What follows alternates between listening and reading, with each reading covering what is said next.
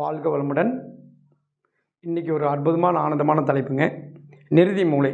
வீட்டினுடைய நெருதி மூலை. வீடு கட்டியாச்சு, காம்பவுண்ட் போட்டாச்சு. காம்பவுண்ட் வால்குள்ளே நெருதி மூலையில் காலி இடத்துல என்ன வரலாம் வரக்கூடாது அப்படிங்கிற நிறைய பேருக்கு சந்தேகங்கள் இருந்துகிட்டே இருக்குங்க தொடர்ந்து. அதுக்கு என்ன பண்ணலாம் அப்படின்னு கேட்டிங்கன்னா, தென்மேற்கு மூலையில் என்ன அமைக்கலாம் அப்படின்னு கேட்டிங்கன்னா, சில பேர் ஒரு ரூம் போடணும் சார், எங்களுக்கு தென்மேற்கில் ஏதாச்சும் தட்டுமுட்டு சாமானை வச்சுக்கணும் அப்படிங்கிற மாதிரி கேட்குறாங்க. அப்போ ரூம் போடலான்னா ரூம் எப்படி போடுறது அப்படிங்கிறது தெரிஞ்சுக்கணும். அடுத்தது அந்த என்ன வரக்கூடாது அப்படிங்கிறது ரொம்ப ரொம்ப முக்கியம். நெருதி மூலை, கன்னி மூலைன்னு சொல்லுவாங்க சில பேர் குபேர் மூலைன்னு சொல்லுவாங்க. சாஸ்திரப்படி நெருதி மூலை என்பது சாலச் சிறந்தது, நல்ல பெயர். அதனுடைய ஒரிஜினல் பெயர் நெருதி மூலை தான். நெருதியில் என்ன வரலாம் அப்படின்னு கேட்டிங்கன்னா, குழிகள், போர்வெல், தண்ணி தொட்டிகள், கீழ்நிலை தொட்டிகள், பூமியில் மழைநீர் தொட்டிகள்னு சொல்லிட்டு சில பேர் தண்ணி தொட்டி தோண்டி அந்த மண் கொட்டாமல் விட்டுருவாங்க. மழைநீர் தொட்டிங்கிறது ஆல்ரெடி நார்மலாக இருக்கிற தொட்டி தான். அது கல் மண்ணெல்லாம் போடுறதுனால அது நம்ம தொட்டியை பாதிக்க வேண்டியது கிடையாது. கல் மண் போட்டோம்னாவே இது ஓவர் தான். அது மழை தண்ணி மட்டும் உள்ளே போகும். அது மழை தண்ணி உள்ளே போகிறதுனால அது தொட்டின்னு நம்ம எடுத்துக்க வேண்டிய அவசியம் கிடையாது. ஆகவே அதை விட்டுறலாம். அது விட்டு போட்டு அந்த இடத்துல தண்ணி தொட்டி, வாட்டர் சம்போ, மழை நீர் பிடிக்கிச்சு வைக்கிறதுக்கு தொட்டியோ பூமியில் கீழே.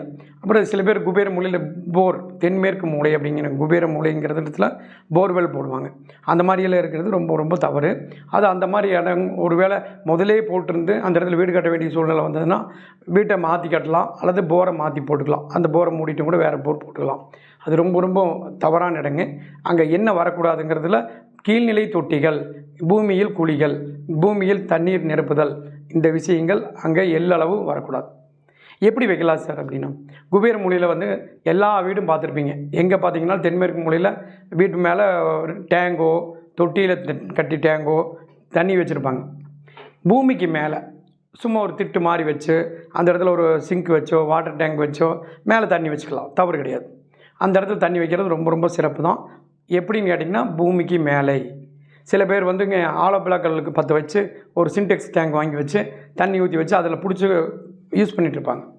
அப்படி வைக்கலாமா? 100% வைக்கலாம். நல்ல வெயிட்டான விஷயம். தண்ணி வாட்டர் டேங்கோட மேலே வைக்கிறப்போ பூமிக்கு மேலே ரொம்ப அற்புதமான பலன் கொடுக்கும்.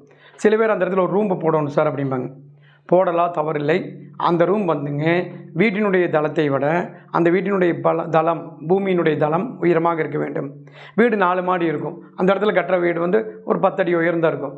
அந்த தளம் மட்டத்துலேருந்து ஒரு 10 அடி வச்சு அந்த இடத்துல ஒரு ரூம் கூட போடலாம், தவறு கிடையாது. போட்டு நம்ம ஏதோ ஒரு யூஸ் பண்ணிக்கலாம். அந்த இடத்த இந்த மாதிரி அமைக்கிறது மட்டும் சால சிறந்தது. அந்த இடத்துல குழிகள் வராமல் இருப்பது ரொம்ப ரொம்ப நன்மை கொடுக்கும். அனைவரும் அனைத்து வளங்களும் பெற்று வாழ்க வளமுடன். நன்றி.